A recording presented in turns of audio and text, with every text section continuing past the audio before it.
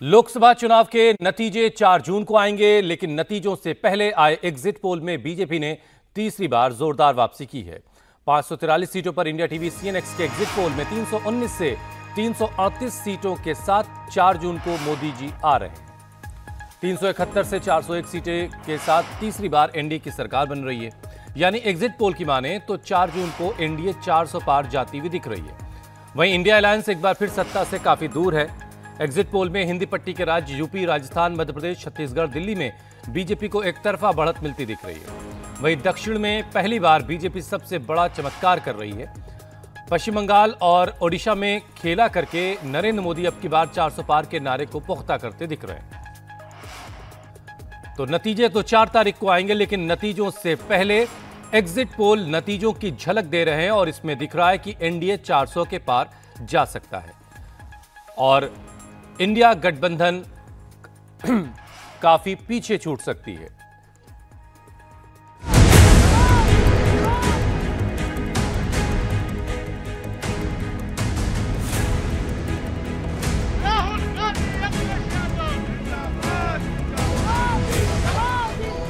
BJP का टीका 370 सीटों से होगा। बीजेपी के 370 ही पहुंचाएंगे एनडीए को 400 पार, 400 पार, 400 पार।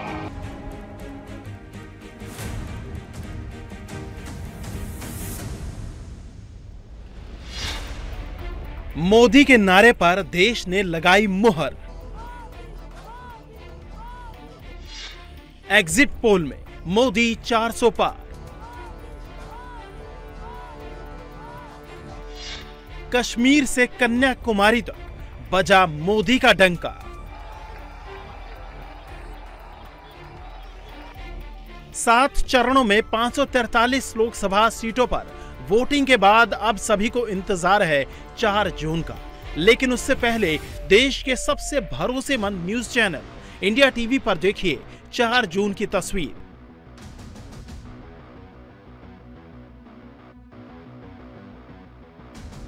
इंडिया टीवी और सीएनएक्स के एग्जिट पोल में तीसरी बार मोदी सरकार बनने जा रही है। इतना ही नहीं, देश की जनता भी पीएम मोदी के अब की बार 400 पार के नारे पर मुहर लगाती दिख रही है।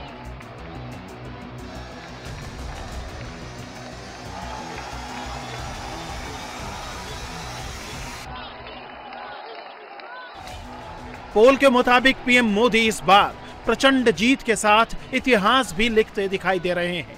इंडिया टीवी और सीएनएक्स एग्जिट पोल के मुताबिक इस बार एनडीए को 371 से 401 सीटें मिलती हुई दिख रही हैं।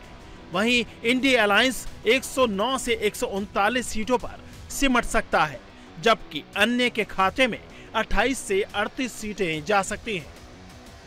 अकेला मैं नहीं मुस्कुरा रहा, सारा देश मुस्कुरा रहा है। अब की बार 400 पार ये होना ही है। अकेली बीजेपी 370 पार करेगी और ये देश के दिल की आवाज है। ये कोई पार्टी का नारा नहीं है, ये नारा जनता ने लगाया है और जनता ये करके दिखा रही है। मोदी जी की गारंटी पूरा होने की गारंटी है। इस पर ही जनता को भरोसा है। इसकी प्रगति, विकास और जनता का कल्याण जो श्रीमान नरेंद्र मोदी जी ने किया है, उसके कारण भरोसा है। देश सुरक्षित हाथों में है। 2024 के चुनाव में पीएम मोदी का डंका कश्मीर से कन्याकुमारी तक बज रहा है। ऐसा पहली बार होगा जब बीजेपी की हवा हिंदी पट्टी से चलकर दक्षिण में भी फैल गई है। इंडिया टीवी और सीएनएक्स एग्जिट पोल के मुताबिक बीजेपी को 319 से 338 सीटें मिल सकती हैं, जबकि कांग्रेस के खाते में 52 से 64 सीटें आ सकती हैं। वहीं आपको 2 से 4 सीटें, टीएमसी को 14 से 18, डीएमके को 15 से 19, टीडीपी को 12 से 16, एसपी को 10 से 16, बिहार में आरजेडी को 2 से 4, जेडीयू को 11 से 13, महाराष्ट्र में शिवसेना उद्धव गुट को 10 से 12 और शिवसेना शिंदे गुट को 5 से 7 सीटें, जबकि ओडिशा में बीजेडी 4 से 6 सीट पर सिमट सकती है। मोदी जी के प्रति और भारतीय जनता पार्टी के, क्योंकि माननीय मोदी जी के और भारतीय जनता पार्टी के पास विजन है, एक विजन लेके काम करती है। और इसी भावना से हमारे माननीय यशस्वी प्रधानमंत्री जी ने एक विकसित भारत का सपना संजोया और 10 साल का जो कार्यकाल उनका रहा है, उस कार्यकाल में न कोई मंत्री भ्रष्टाचार में रहा है और इसी हिंदुस्तान का नाम रोशन विश्व में किया है। 2024 के चुनाव में बीजेपी सबसे बड़ा उलटफेर दक्षिण में करने जा रही है। बीजेपी इस बार अपने इतिहास का सबसे बेहतर प्रदर्शन करती हुई दिख रही है। इंडिया टीवी और सीएनएक्स एग्जिट पोल के मुताबिक केरल, तमिलनाडु, आंध्र प्रदेश, पुडुचेरी, तेलंगाना, कर्नाटक में बड़े नंबर और ज्यादा वोट शेयर के साथ बीजेपी खड़ी हुई नजर आ रही है। हमको तो ये पहले से ही बोल रहे थे, अब की बार 400 पार, ये तो भाजपा का नारा है, मोदी जी का नारा है। 370 सीट्स तो भाजपा के होंगे और एनडीए 400 पार करेंगे। ऐसे ही आज एग्जिट पोल भी वही बता रही है। तो आज तेलंगाना में भी हम बोलते थे कि अब 10 to 12 तो पक्का है, अगर इलेक्शन तक वो बढ़ भी सकता है, क्योंकि मोदी जी का हवा तो सब ऐसा चल रही है पूरा तेलंगाना में नहीं पूरे देश में। तो ऐसे ही तेलंगाना के लोग भी आज चाहते हैं कि मोदी जी प्रधानमंत्री बने। पोल में बीजेपी जहां दक्षिण के नए राज्यों में एंट्री करती दिख रही है, वहीं अपनी परंपरागत हिंदी पट्टी में अपनी पैठ बरकरार रखने में कामयाब है। यूपी में बीजेपी एक बार फिर डंका बजाने जा रही है। 80 सीटों वाले सबसे बड़े राज्य में बीजेपी 80% सीटों पर जीत दर्ज करते हुए दिखाई दे रही है। यानी इस बार भी बीजेपी यूपी में 2019 के नतीजों को दोहराने जा रही है। इंडिया टीवी और सीएनएक्स एग्जिट पोल के मुताबिक यूपी में बीजेपी अकेले अपने दम पर 62 से 68 सीटें जीत सकती है। वहीं समाजवादी पार्टी 5 सीटों से बढ़कर 10 से 16 सीटें जीत सकती है।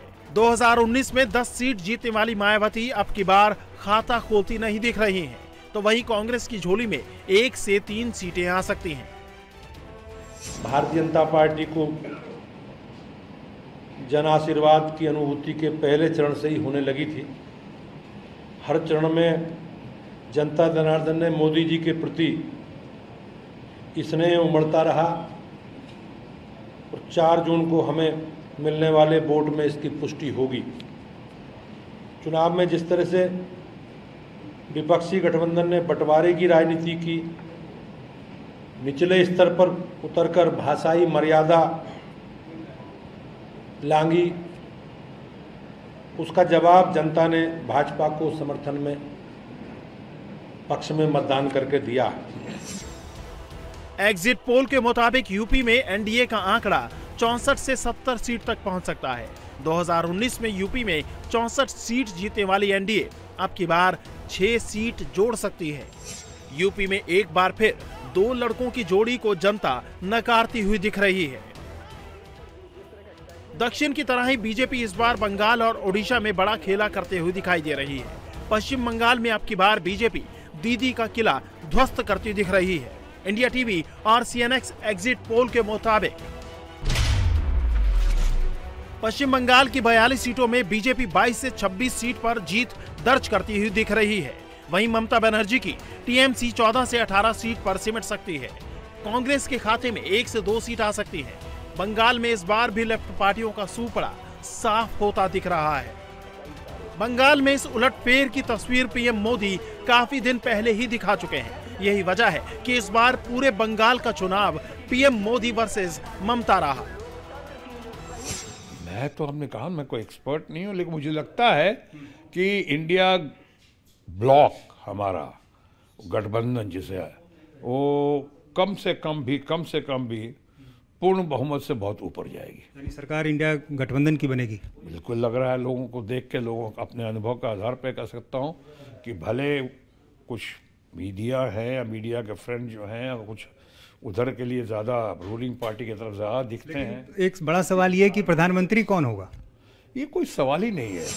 2024 के चुनाव में बीजेपी एक और सरप्राइज ओडिशा में देने जा रही है। अब की बार नरेंद्र मोदी ने नवीन बाबू के अभेद्य किले में सेंध लगाने के साथ ही किला भी ध्वस्त कर दिया है। ओडिशा में लोकसभा की 21 सीटें हैं। इंडिया टीवी CNX के एग्जिट पोल के मुताबिक बीजेपी ओडिशा में 15 से 17 सीटें जीत सकती है। वहीं बीजेडी के खाते में 4 से 6 सीटें आ सकती हैं। कांग्रेस 0 से 1 सीट पर रुक सकती है। हम सिर्फ विश्व भर में सबसे बड़ी डेमोक्रेसी नहीं है, मदर ऑफ डेमोक्रेसीज है, और हमने ये दुनिया को दिखाया। हमारे यहाँ तो 6th सेंचुरी BC में वैशाली में डेमोक्रेसी थी। ये तो डेमोक्रेसी की बात जो करते हैं, जो अभी ये गोरे लोग के, इन्होंने शायद डेमोक्रेसी इन्वेंट की है। अब इस स्केल पे डेमोक्रेसी की सफलता, हम we are example for the world. पहले नैरेटिव करते वोटर टर्नआउट बड़ी खराब, बीजेपी की सीटें नहीं आ रही, बीजेपी 150 पे रह जाएगी। अब जब हकीकत सामने आ रही है तो उनको आंसर करना पड़ेगा। अब की बार लोकसभा चुनाव में सबसे रोचक मुकाबला महाराष्ट्र में था, जहां NDA और इंडिया अलायंस दोनों ही सीटों को लेकर खींचतान में फंसे थे। एग्जिट पोल में तस्वीर भी कुछ ऐसी ही दिख रही है। India TV CNX exit poll के मुताबिक महाराष्ट्र की 48 सीटों में बीजेपी इस बार अपने 2019 वाले आंकड़े के आसपास ही दिख रही है। यानी बीजेपी को 18 से 22 सीटें मिल सकती हैं, लेकिन शिवसेना शिंदे गुट को सबसे ज्यादा नुकसान होता दिख रहा है। उन्हें 5 से 7 सीटों पर ही संतोष करना पड़ सकता है। वहीं अजीत पवार के एनसीपी के खाते में 1 से 3 सीट ही जा सकती है। शिवसेना उद्धव गुट की बात करें तो उसे ठाकरे सरनेम का फायदा होता दिख रहा है। शिवसेना ठाकरे गुट को 9 से 13 सीटें मिल सकती हैं, जबकि एनसीपी शरद पवार गुट 4 से 5 सीटों पर जीत दर्ज करती दिख रही है। वहीं कांग्रेस को भी फायदा होता दिख रहा है और वो 4 से 6 सीट पर जीत दर्ज कर सकती है। हमारी पार्टी ओरिजिनल है, हमारे पास ओरिजिनल शरद पवार है। बाकी भगोड़े थे वो भाग गए, हमारी पार्टी उठा करके लेके गए, डकैत बन गए। तो ऐसे डकैती भारत में नहीं चलती है। भारत डकैतों से नहीं डरता है, वो बराबर दिखा देता है कि तुम्हारी जगह क्या है। इस बार महाराष्ट्र का चुनाव कई मायनों में बड़ा खास रहा। बीजेपी के साथ ही रहे उद्धव ठाकरे इस बार इंडिया ब्लॉक का हिस्सा हैं। बावजूद इसके एग्जिट पोल में बीजेपी गठबंधन सबसे बड़ी ताकत दिख रही है। यानी अब की बार मोदी का डंका पूरब से पश्चिम और उत्तर से दक्षिण तक बज रहा है। अब ये 4 जून को ही साफ हो पाएगा कि नरेंद्र मोदी कितने नंबरों के साथ तीसरी बार सरकार बनाते हैं और इंडिया अलायंस कितने नंबर पर सिमट जाता है।